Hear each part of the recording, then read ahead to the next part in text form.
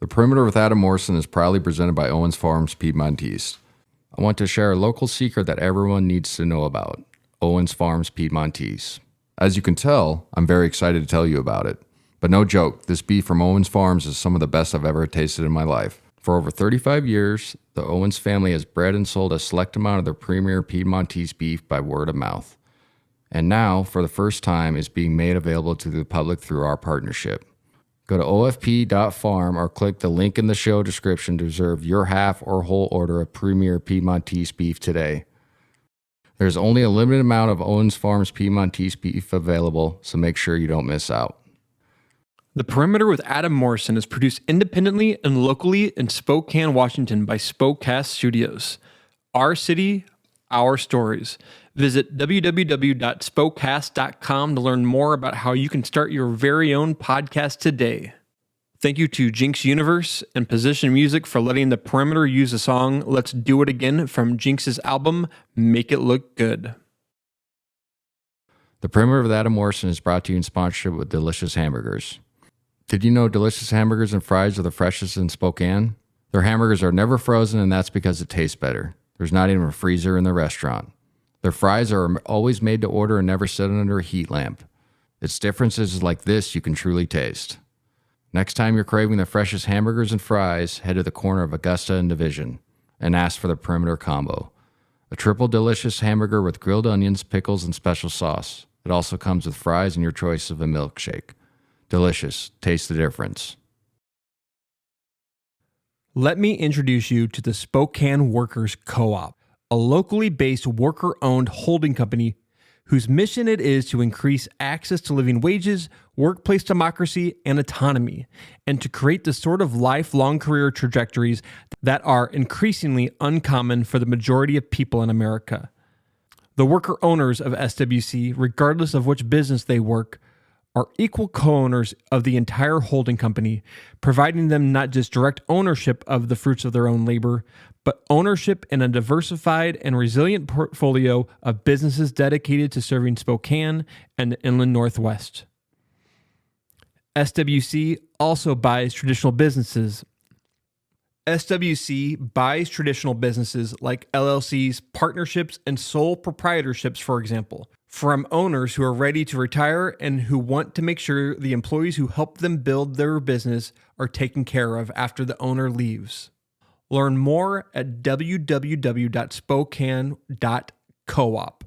And if you're an owner interested in talking about selling, email SWC at team@spokane.coop. That is team@spokane.coop. Let's do it again. Let's do it again.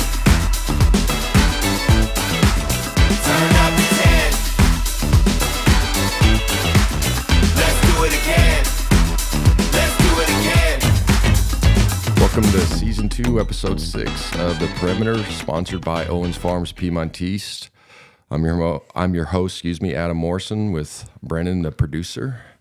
Doing a little recap of the Alabama game. It was a great win for Gonzaga. Still buzzing, I must say, off watching the World Cup victory, Argentina. I don't know. I know this is a basketball podcast, but one of the best football, soccer matches I've ever watched. Glad I woke up early on Sunday morning to watch that thing. I've watched most of the World Cup. Not, every single match, but every match that had some meaningful deal within the game and to myself. But that was one of the best footballing matches I've ever seen. Happy for Lionel Messi, my favorite player of all time. From another club, I'm a Chelsea guy. And Didier Drogba was my favorite player. But, other player, Lionel Messi, the best. Felt genuinely happy for him. Unbelievable game. Kylian Mbappe, one of the best players. Thierry Henry 2.0. Yeah. It was kind of a good World Cup. It turned out better than I thought it was going to be. And it's hard to say that, too, because going into it, everybody was rightfully upset about how that they won that bid. Mm-hmm. The workers' rights, all the deaths where they only said it was like 500. It was like, times by 100 or whatever, 5,000 to 6,000, which is terrible to think about. That's the infrastructure, and then you get into the anti-human rights stuff, and you know the thing that happened to Grant Wall. I don't want to start a conspiracy theory. I knew Grant actually. Grant did a piece on me when I was a freshman. I spent like 3 days with him. Terrific dude. Used to email him every once in a while. After that, awesome dude. Yeah. Rest in peace. Obviously a fantastic writer. I still have that article framed. Was just a very humble guy. So then there's always this cloud, and then the World Cup was good to watch. You know, it was fun. So it was a cool experience to watch it during the winter. Yeah, that you know was. What I'm saying? That's what made it kind of cool, because you're like, oh, NFL football. And you're like, oh, I can watch some high level soccer right now. So yeah, just still buzzing after that game. You obviously watched it, right? I watched part of it. I got a text from my brother. He's like, dude, this game is crazy messy. And then I turned it on, and then at the end of the game, in the match, Mbappe scored 2 goals in like 2 minutes. I know. To tie it up. And you were saying like you were gutted for Messi, because I think everyone wanted to see Messi win a World Cup, kind of cap off his career. But then the score have 2 more goals in extra time. Yeah, I know. It was crazy. I mean, they used to do golden goal, which would have been nuts, because Messi would have scored it, obviously. Yeah. I think, you know, the penalties were spot on. I actually think the officiating was perfect, and that's hard to say in a lot of this World Cup and soccer matches in general, but this guy nailed every single one of them. He didn't let the players, kind of dictate the game. That happens a lot in football matches. They come and try to override you and bully you into calls. The flopping, obviously, but I thought he was spot on and called the game correctly. The offsides wasn't offside. You know what I mean? Everything was done right, and it was like a perfect cap off to a good World Cup, you know, besides all the other bullshit, you know, that we just talked about, which is real stuff. And then, you know, for Lionel Messi, it was just pretty special. I was genuinely happy for him, to be honest. It was like, I liked soccer a little bit, and then it was Drogba, Messi, those Barcelona teams, Ronaldinho. Those are the teams that really made me follow it. And so he was obviously a part of that. And I got to watch him play once in I think it was 2008, 2009, one of those years. The Galaxy played Barcelona at the Rose Bowl in a exhibition, but there was like 92,000 people there. Me and my buddy went. Whole crowd chanting Messi. Goosebumps. It's crazy. Yeah. And this is an exhibition game. And Beckham scored a free kick goal, which is cool. That is cool. In that game. Messi had a chance, missed. Thierry Henry played in that game. Samuel Eto'o played in that game, blah, blah, blah. It's fantastic to watch, but generally happy for a guy that's, you know, put a lot of effort into it and, you know, deserved to win at the highest level like that. So, yeah. Now we talk college basketball. Yeah, good trade. And equally, like Gonzaga had a really big game on Saturday morning. Yeah, so. No, it was like I said, it was a great sports weekend. Going into this game, there was a lot of question marks. Obviously, team was 8-3, but had some blowout losses. Obviously against Purdue, Baylor wasn't a blowout loss, but then Texas. So there was a lot of question marks whether this team can get a marquee win. Kentucky's a marquee win in my opinion, but they haven't done so great as of late. Michigan State's going to be a good win. Xavier's going to be a good win, but this is a top 5. Alabama going to number 4 just beat Houston. Chance to have a true marquee type win, a team that should win the SEC or finish second, but probably Tennessee or them are the 2 teams that are going to compete in that conference. So there was, like I said, there's a lot of question marks going into it. Some of the questions were unwarranted. Is this team tough enough? Can they score? Blah, blah, blah. It's like, yes, we're still scoring at a high clip. Yes, our guys are tough. But the question marks, a lot of them came from the performance they had against us last year, and they kicked the shit out of us in the Climate Pledge game, the Battle in Seattle game, where it was over at halftime. And I remember just being in that arena and like dead silent. People were kind of like stunned because they couldn't get excited. And a lot of times I have a small beef with our fans, even on traveling. They don't, not that they don't care, or they don't get excited at the wrong time or at the right time. Sometimes I'm just like, they always sit on their hands a little bit. I'm like, come on, guys, like still be excited. I know it's been 20 years, but still, this is fun. Let's get hyped for these guys. You know, we're up 8 and the other team just went on a 7-0 run, you probably want to start chanting defense, and you know what I mean? And clap when a guy gets a tip out for an extra possession, you know, stuff like that.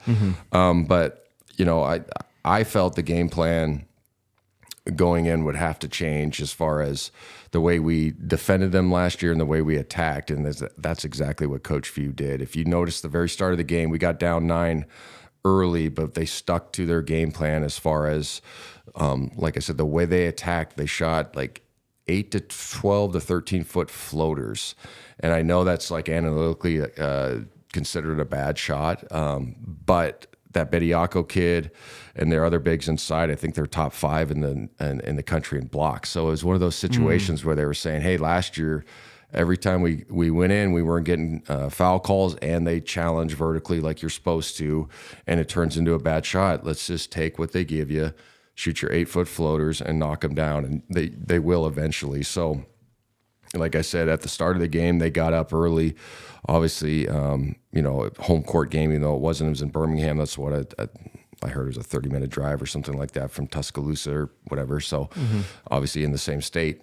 But I like how our guys responded later in that first half. Drew Timme obviously paced us in that first half, but we're just moving the basketball, attacking, not driving into shot blockers. They got out in transition, and then defensively, they just stuck to their guns as far as, hey, man, we're going to cover the three-point line because this team either shoots layups or threes at a high clip. I mean, in one game, I read they shot like 34 to 37 attempts from three, and that was just their coach.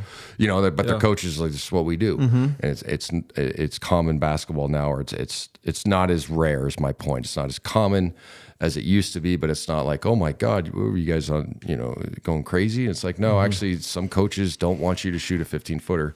So anyway, our guys did a good job of you know, contesting out of three and understanding, you know, you still can be there on the catch. You could still make a guy drive, but you can do that without just completely opening the game and allowing layups and then wide open kickouts. Obviously, at the start of the game, we were a little bit, you know, scattered a little bit, but sometimes that happens on the road. You know, I'm always looking to see how you guys, or how the team recovers from that, because you know what the game plan is. Obviously, Coach Few calmed it down during a timeout, and then I'm sure it was one of those deals where guys in the huddle were like, hey, man, just let's talk on these wide pin downs. It's okay if you have to switch. You know what I mean? Like, just go through the game plan. Yeah. So I was really impressed with how they weathered those two first runs at the start, where Alabama got up 9 twice, because when that happened last year in the Climate Pledge game, or the Battle, I don't know why I keep naming the arena, the Battle in Seattle game, the game was over. You know what I'm saying? When they went 3-3, bang, bang, bang, and it was like down 15, and our guys looked like they just, you know, somebody shot their puppy dog or something, or took their puppy dog. I shouldn't say that. Yeah, that's what I meant. Yeah. So it was nice to see, obviously, because they came back. But I've talked about it in past episodes and on my broadcast, is we're starting to see a maturation from this club of, when things aren't going right, it's not, you know, hell in a handbasket. It's okay, we could still recover. You know, let's not make home run plays. Let's start, you know, tighten things down. Let's use all the cliches, but tighten things down and start making the right reads and right decisions defensively and offensively when we climb back into basketball games. And that's what Zag teams have done in the past. And this is what this team will do and has been doing. But at the start of the year, frankly, it wasn't. It was, you know, like Texas went to shit early, and then it just shit went worse. You know, and then obviously the Baylor game was better, but then Purdue was like, fuck, we were out of that game within 10 minutes. You know what I mean? Yeah. Like, really, it was like, oh shit, we have no answer for this, and we're just making dumbass plays and throwing the ball over the place and can't guard the big kid, blah, blah. You know what I mean? Like, all that stuff matters. So, first half, like I said, I think we're up 5. Let me see here. Yeah. Yep, up 5, 47-42 going into halftime. Obviously, our guys had to feel really good, and I think it stunned Alabama a little bit with their start. I think they felt like they, you know, could outplay us and then kind of coast, not take their foot off the gas, but be in control of the pace. We took the pace back and started, you know, getting out and running and making better decisions. Start of the second half was much the same. Our guys, you just did a good job of being patient, being poised. I thought Drew Timme obviously had a fantastic game, 29 and 10 of 12 of 18, but he was just really patient, hit those floaters. I thought Anton was magnificent. One of his best games as a Zag, 7 of 13, 17 points, 5 rebounds. So he was fantastic as well. He did an excellent job of making those 17, 18-foot floaters. Those are hard shots to make, but you know them coming into a game. It's a la like kind of the UW game. I know it wasn't a 2-3 zone, but you're going to get that catch at high post for 12 feet where the defense doesn't collapse, but you're going to dive into a big, just make this 12-footer, just make, and they rep those type of shots. And then going into that week, you rep them more and tell your guys like, hey, this is not all we're looking for, but if you can make 5 or 6 of these tonight, we're going to win the basketball game. And our guys did an excellent job of that. So I was really impressed with our inside presence. I thought they, neutralized Bediaku, who's a good player, more of a defensive player. But they obviously won the inside battle, especially from a scoring standpoint with, 29 plus 7, 36, 46, right? Yeah. Yes. That's how bad I am at math. 46 points from your your front court is obviously pretty good, and especially from a high clip, 7 of 13 and 12 of 18. So our guys did a good job inside. And then, I thought Nolan Hickman played a solid game on the perimeter, had 13 points, really paced us and just did a good job getting in the paint. Didn't try to make too many, silly plays. I think he's been solid all year. I mean, there was a murmur early, just on his play, not that he wasn't the guy, the murmur was, is he progressing at the right pace? We knew he's going to get there. I think he's just been solid. I mean, he's fairly quick. He's a little bit undersized, but he's more athletic than he looks. He shoots it better at times than his numbers stand, I guess, if that's a weird way to put it, but it comes off his hands. So sometimes I think he gets unlucky with in and outs, or, he getting the ball late on swings when it doesn't really come his ways like it has for other, PGs in our program in the past. Not that saying people are freezing him out or anything, but you get what I mean? It's like he has the ability. You could tell when it comes off his hands. You can tell how he can turn the corner. So I thought he was fantastic. You have to be solid at the point guard, obviously, playing a top 5 team, but especially on the road, your guy has to be steady Eddie. He was exactly that. I thought Julian had a solid game. Him is 11 points, 5 and 9. Only played 18 minutes. I just wish he would get more field goal attempts, and that's not a knock on coaching or other players. I just wish he would be a little more aggressive and get 12 to 14 up. But he always lets the game come to him. That's not a knock. I'm just always, sometimes I look down at his lines and I'm just like, man, 4 for 8, dude, 6 for 8. It's good lines, but you're like, shit, man. You need to shot a little bit more. Like, yeah, you need to take a little more. You just need to be a little more aggressive, and it's not like force, but if you're turning the corner when he does his curls or his hard rips and he gets that 2-leg kind of float jump hook or whatever, the one that goes in, he needs to start doing those more. That's just my opinion. He's played great all season. I'm not saying he's not. I just think he's a little too unselfish at times. But again, solid game from him. Rasheer played okay, 4 of 11 from downtown, from the field. He struggled a little bit in the past, in these last 3-4 games. He's played solid. He's always, it's not always numbers for him because his speed and his quickness and his smarts are why he's on the floor a lot. Especially his ability to, push the ball and flatten the defense. I talk about that all the time, especially on the broadcast, like the stuff that doesn't show up. It's almost like hockey assists in hockey where, you make the pass to create the pass. Like if you flatten the defense and the guy has to help and then you kick and then there's the other guy has to rotate and then swing. You created that at the start. And he does that a lot. Just hasn't been shooting it as well. It's not like he's taking bad shots. He was super aggressive. Again, I think he's kind of like Nolan where there's some times where it's like, oh man, that's halfway down. And then he's just had some bad luck, bad stretch as far as luck. Hasn't played bad in my opinion, to where it's like, get him off the floor type of deal. Another good game for him. We haven't seen this in a while. Is all 5 of our starters score in double figures. Yeah, it's been at least. I can't even remember the last game this season. I'm trying to think off the top of my head, and I would go ahead and look. No, yeah, I'll look it up because we'll do like the Joe Rogan. Jamie, look it up. And I remember. Where's the big fucking? I need to get a big screen with all the stats because I feel like I pointed it out earlier in the season when they score, like it was one of man, it might have been Portland State or Xavier, or maybe it was Xavier. Might have been Xavier. Yeah, because we scored in the 90s or close to that, I think, in that game. But anyway, like it's obviously a good sign when. Yes, that was the last time it was against Xavier. Xavier. Yeah.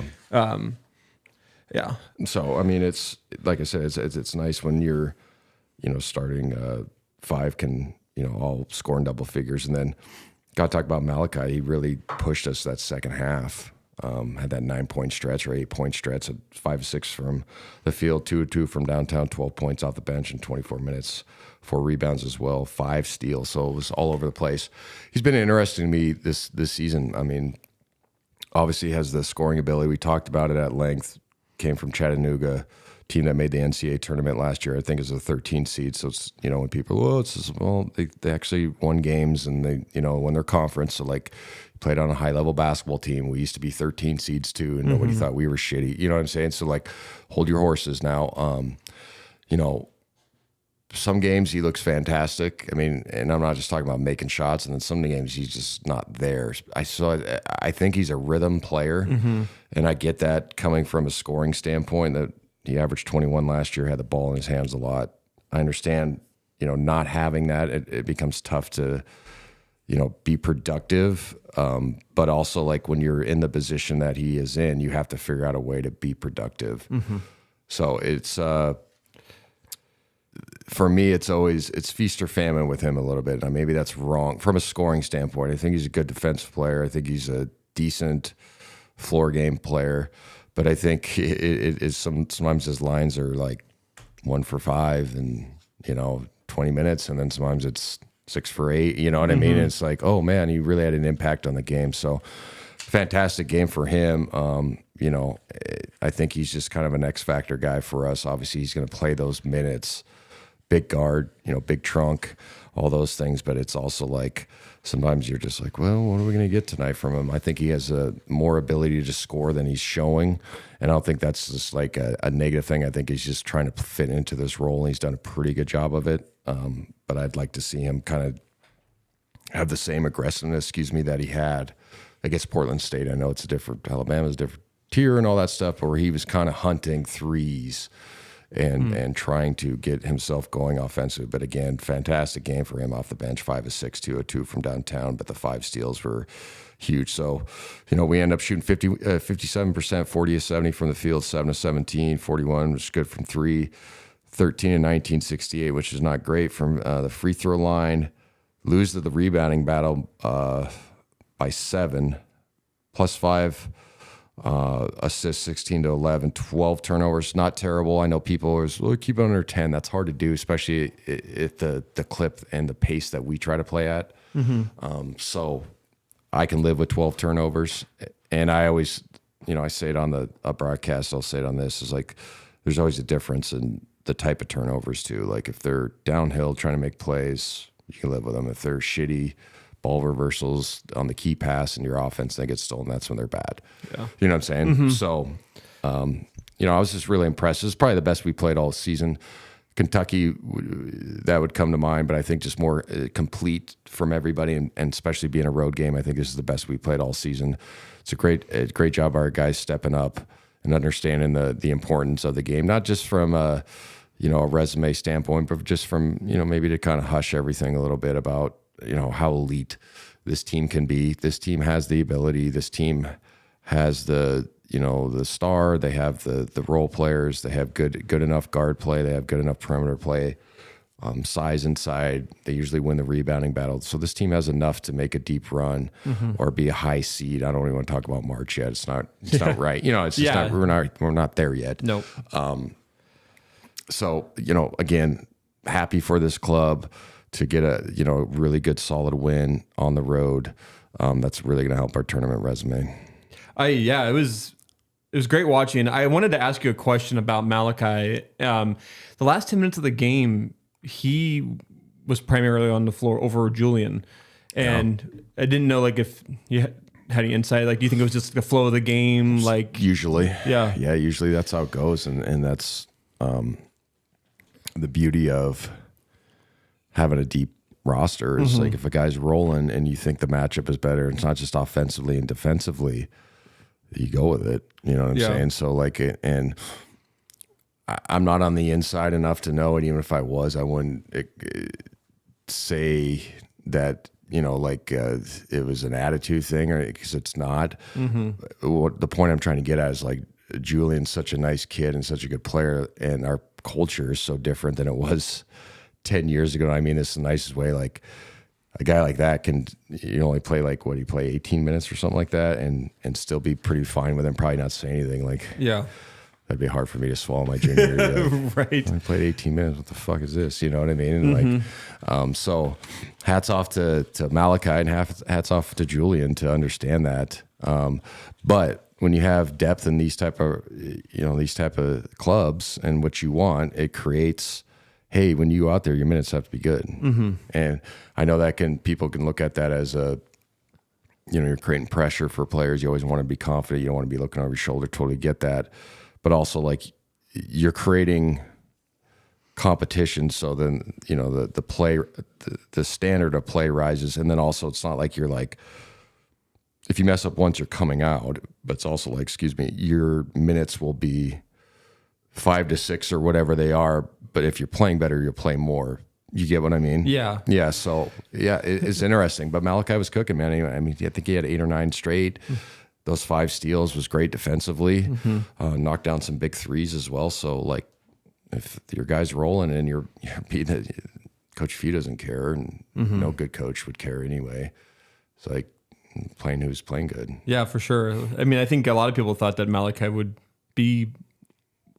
could be a starter on this team. So no, you're right. I think, well, it's one of those weird spots because, you know, obviously at times he's played better than Rasheer from a scoring standpoint. But like I said, Rasheer gives you just a different look as far as speed, and he's a true veteran. You know what I mean? And so it's like you kind of need him down the stretch of a season. So I don't think there's any need for like a shakeup or anything like that. And that's always, to me, sometimes it's overanalyzing to go game by game too. It's too hard to get in a rhythm as a player, and then as a coaching staff, it's like, why always mess that up? But yeah, it's a very good point. Like he did play down the stretch, and you know, Julian only played 18 minutes, but again, he had 11 points. Julian did, and was still efficient, 5 and 9. Yeah. What did you think of Brandon Miller? Oh, fantastic player. He's got to be a lottery pick. I actually texted somebody that from an NBA team that watched the game, and I just asked what he thought of him. He said he looks like a lottery pick right now. Long, athletic. He had that stretch in the second half that he really kept him in the game. Yeah, and like if he doesn't score the way he does at that clip, that's probably a 20-point win or a 10-point win, 15-point win, you know what I'm saying? Like a going away win is what I was trying to say. So yeah, 12 of 22, 6 of 11, 6 from the free throw line, 6 rebounds, 36 points. I mean, super long, athletic, could shoot it, great stroke. They've obviously found a gem down there. He's averaging 18 and a half going into that game. So obviously his numbers went up at the leading scorer on the team. Obviously playing in the right system, space the floor, drive and kick, kind of get to do what you want to do offensively. It's not bad basketball as far as like pure 101, but it's openness with the structure, if that makes sense. So yeah, fantastic player. We had a hard time covering him. He's going to be a tough cover for anybody from the rest of the season. But I mean, they shot the ball well, 31 of 60, so 51%. 8 of 25 from 3, 32, which is not great. Obviously, did a way better job this year than last year, and then 20 of 24 from the free throw line. So they got 7 more points from the free throw line than us. We still get a 10-point win. So all in all, our guys did a good job of just really handling the pressure and doing a good job of taking care of the basketball. Only 9 turnovers for us, 21 for Alabama. So I mean, taking care of the basketball was one of the things that we've talked about. And I think against Northern Illinois, we had 6. Something like that, something really low. Yeah. And then we have 9 against only 15 turnovers in 2 games over a weekend or over a stretch. So fantastic job. We knew that was going to get solved. I had a feeling it was. That's just not the DNA of a Coach Few team. and then also guys understand too in the locker room. People understand in the locker room, like, hey man, like take care of the fucking ball. Like it starts getting to that. Or you don't want to be a jerk to your teammate, but like literally like throw it to us. Fucking stop throwing it to the other team. You know what I mean? Like, you know, you obviously let your guys make mistakes, but if it gets to where you're having 15 to 20, like it gets self-policed. Like come down, come to a jump stop and throw it to me. And then you just get the hell out of the way if you can't handle it, you know, but that's, I'm sure those type of conversations, I'm sure Drew was probably in a nicer way, but it was probably like, hey guys, you got to throw me the ball if we're going to win. I'll throw it back to you, which he does. Yeah. But like, we can't throw it to the other team. We're going to get our ass kicked. So kudos to our guys to making strides that way. You know, as well as, you know, it's harder than it seems, but then also sometimes it's literally just a concentration thing, you know, or a thing that needs to be put in front of the team and explained like, hey man, if we take care of the basketball, look how much more efficient we are, you know, like, and look how much more numbers you're going to get. I mean, you can put it in that, you trick kids. And well, you want to make it to the next level. If you're throwing the ball away, you ain't going to get paid. Well, okay, you know what I'm saying? Yeah, well, you could tell in the score sheet too. I mean, they scored 100 points. Like, I mean, don't turn the ball over. You're going to score more, obviously. But it was just impressive to watch.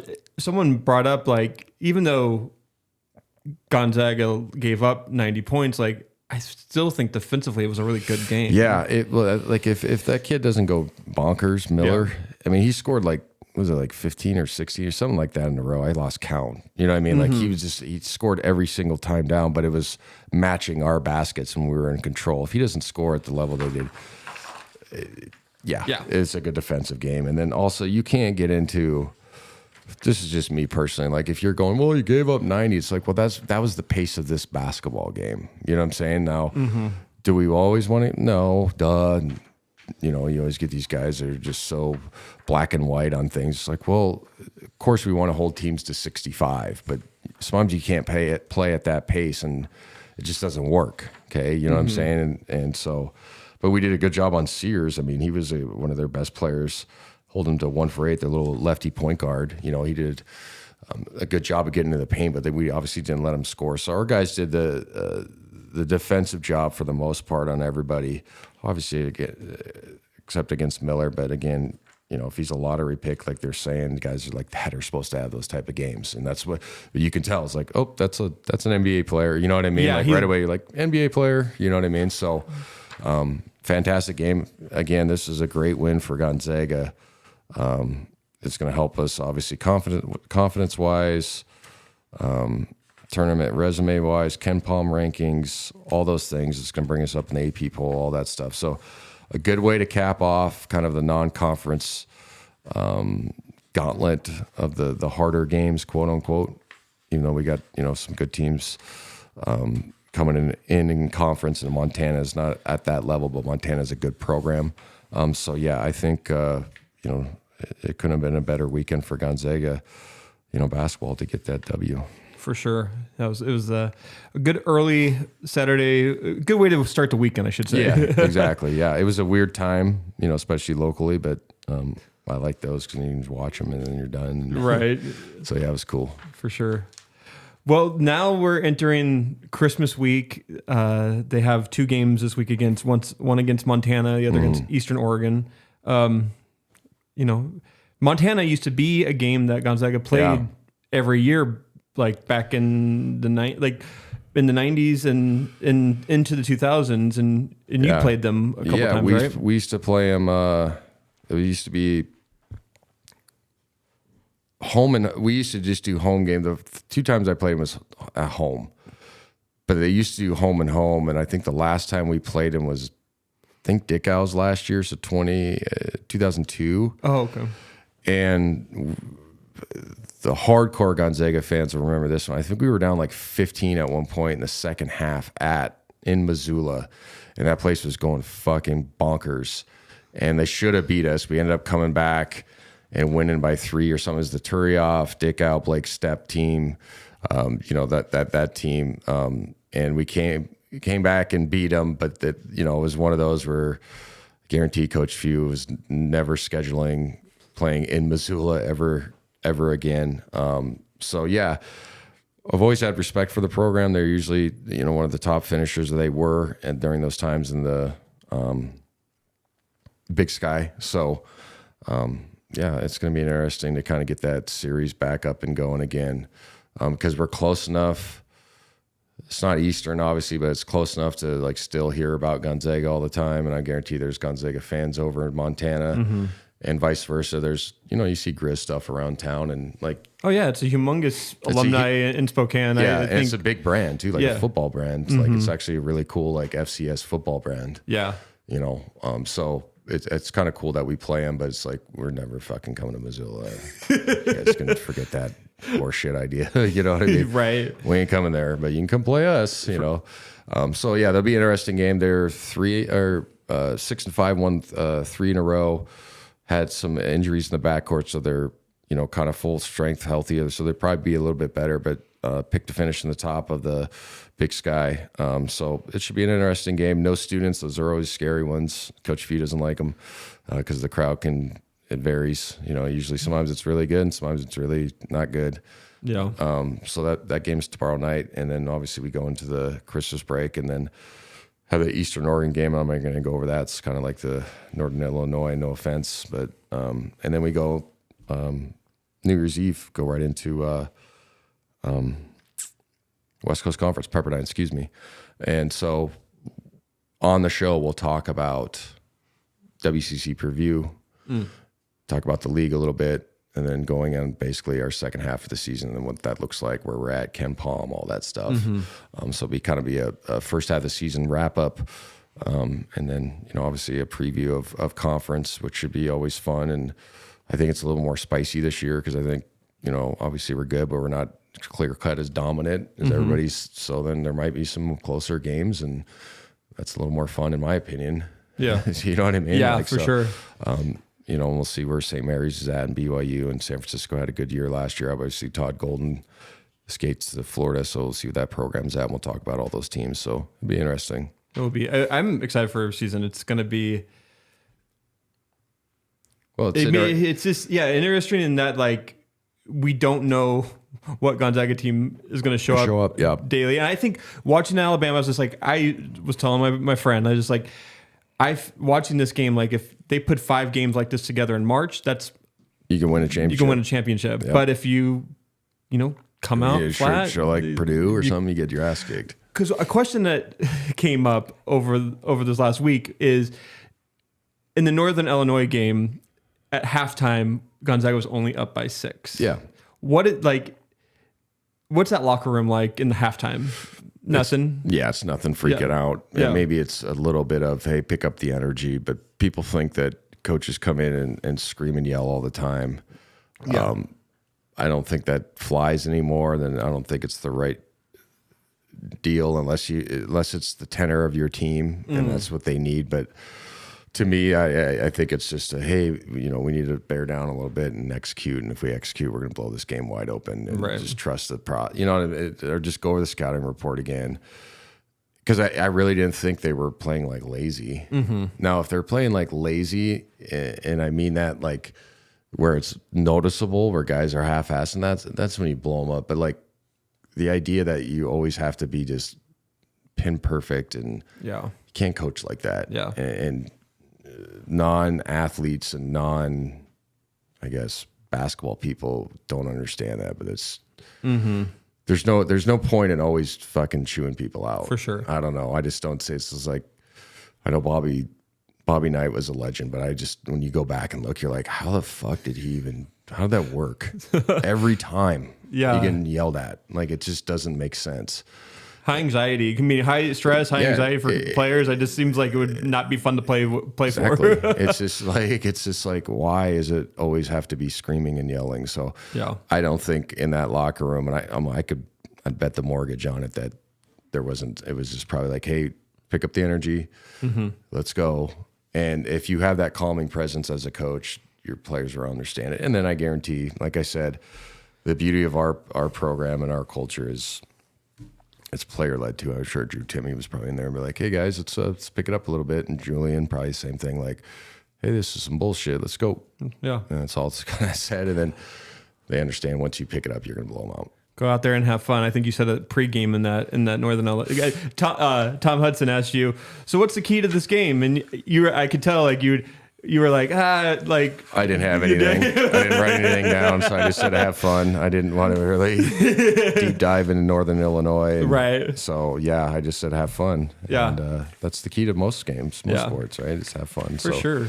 We got any user questions? I got one question that kind of blew my mind that I heard about over the weekend is that because of COVID, the COVID year gave everyone an extra year of eligibility. Yeah. So that's why you're seeing like that Stinson kid in the NCAA football. I forget who he plays. The Georgia kid. Georgia kid. He's 25 years old. Was up for the Heisman, and then someone pointed out to me that Drew Timme could come back for a fifth year. Yeah.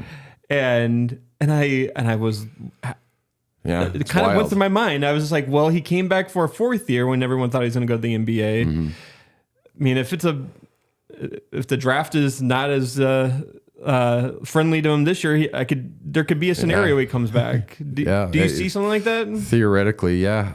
I don't see it, and I don't. The only time I talk to Drew is when I see him in the food line at the hotels. You know what I mean? Right. What's up, man? How you doing? Yeah. Doing all right. I say hi to his parents, talk to his dad for a quick second every once in a while. But so I have no insight on that. But like, it is wild. I mean, my cousin plays at University of Wyoming, and he's played with guys that are going to have their sixth year, counting a redshirt year. You know, like they're just like, fuck, I'll play another year. Yeah, Why for not? sure. You know what I mean? Mm-hmm. So I think, I wonder when this COVID year stuff ends. Is it to go for 4 years from 2020? So from you know what I'm what saying, where you can get the extra. Yeah. So what it seems like is that if you play, even like if you played in 2022 or not 2022, excuse me, if you played in 2020, Counts as a year zero, basically. Year zero, yeah. And so that was technically, was that his first year? But it was just something that came up, and I was just like, wow, that is something that I haven't thought about and haven't heard many people talk about in Gonzaga world. And this whole NIL, the wild, wild west of, of NCAA right now with the transfer portal and everything, like it just seems weird. Like that could happen because, and I don't think there's anyone that knows the true number of NIL of what Drew's making. But I've heard so many different numbers, and I always, people ask me, and I'm always like, man, the last thing I ever do is talk about other people's money. Right, yeah. You know what I'm saying? And I don't care if he's a kid. He ain't a kid no more if he's filling out a tax return. Okay, so and I ain't gonna ask him, and frankly, I don't really care. And that's just the honesty. He's like a grown person, you know what I mean? Yeah. Like, how much do you make? Like, it's just that makes me feel uncomfortable to ask somebody that. Truly does, yeah. Unless you're really good friends with him and it's a private conversation. You know what I mean? I don't know.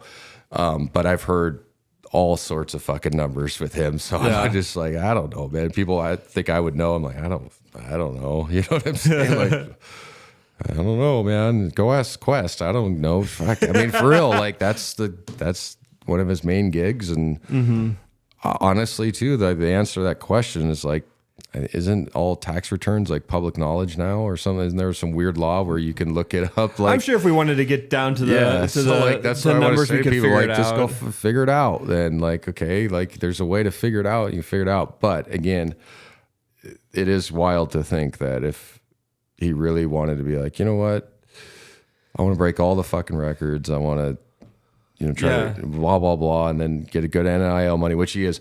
He is making good NIL money. We'll just state that. Yeah. He could come back and play again next year. It would be mind-boggling. Just be weird. Be like 5 full seasons, not 5 years, 5 fucking full seasons, not fifth year, and fifth year. And I mean, some guys in the past have been 6, but they've only played 4. That's the distinction Brendan is trying to make. Like, you can play an extra season, not just be on camp. You get an extra. Rasheer's been in college basketball, 6? Yeah, he's one of those guys that has been in it for 6 years. For 6 years, I think it's his 6th year. There's that kid out of Oregon. Did you see that? Just got granted his 8th year of eligibility. No, I did not see that. As a football player, he had 2. I think he had 2 medical reds, and then he had the COVID year, and so they just gave him his 8th year. And I remember reading. I clicked on the story. Cam McCormick, Oregon tight end, has 2 years of eligibility remaining if he chooses to return after graduating high school in 2016. That's And a lot of people, like, I clicked on the the link, read the story, and then go to the comment section, which is, I don't know why I do it. It's just fucking toxic. And people are making fun of him, and I'm also like, so I get wanting to start the real world. And then some people are like, well, if you're not going to play in the NFL, it's like, well, maybe he might, like, what I'm saying? And then also I'm like, so all you people don't want to go back in time and go back to being an athlete on a major university's campus. Are you fucking nuts? You know what I'm saying? Like, stretch that out as long as you can. And then also it's like, if you're getting free school, like, I'm sure he's taking advantage of it. Like, he probably has 2 degrees by now for free from Oregon. So yeah, I'll sign up for 2 more fucking years and let you laugh at me, and I'll walk out with 0 debt, 2 degrees, a chance to play professionally, and then probably more connections you've ever made in your life. I'm just being real. Yeah. So yes, good for you, the kid you just mentioned. You know what I mean? Yeah, like, for sure. He why gets to hang out in Eugene and you just be a duck. And just be a jock again. Yeah. It's like, where can I sign I'm sure up? all those Oregon players too are getting some type of, not all of them, but getting some NIL from Nike. Oh yeah, no, for sure. So yeah, that's a great question, man. That's just wild to think about Drew. That has started this whole conversation. But yeah, NIL, we'll cover that in one of these episodes. I want to bring on like an agent. I have a couple in mind. I want to bring on like real experts.